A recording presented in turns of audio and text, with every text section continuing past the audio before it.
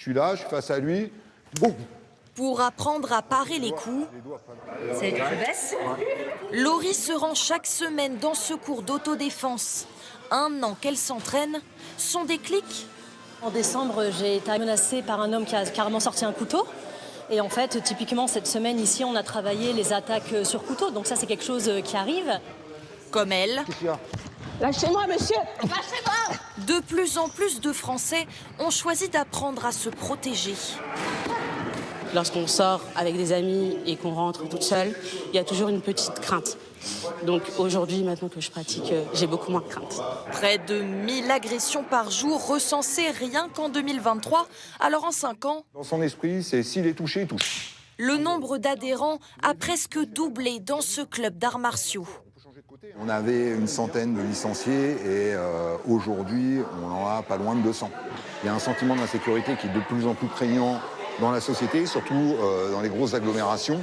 Une fréquentation en hausse, c'est aussi le cas dans les armureries. Ici, le spray au poivre est devenu le produit le plus demandé, 10 fois plus de ventes qu'il y a 4 ans. Étonnant, car si l'achat est autorisé, il est interdit de le porter sur soi.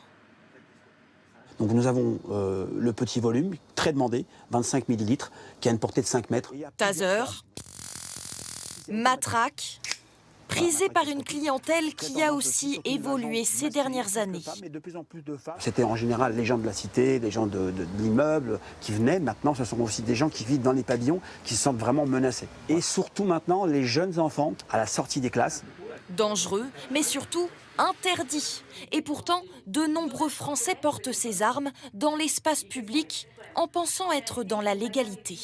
Aujourd'hui, en France, le droit est clair. Nous n'avons pas le droit de porter une arme, que ce soit une Kalachnikov ou une bombe au poivre. Vous avez une bombe lacrymogène parce que vous habitez dans un quartier un petit peu chaud. Vous vous faites contrôler. Vous êtes en garde à vue.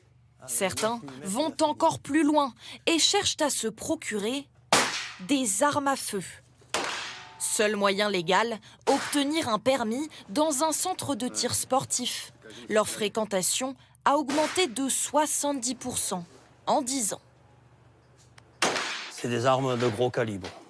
Il y a du 38, du 9 mm et 22 long rifle. La loi n'autorise l'obtention d'armes à feu que dans un but sportif. Détenir une arme et la porter sur soi pour se défendre est illégal. Le président de ce club doit refuser de plus en plus de clients potentiels. J'ai 3-4 appels par semaine.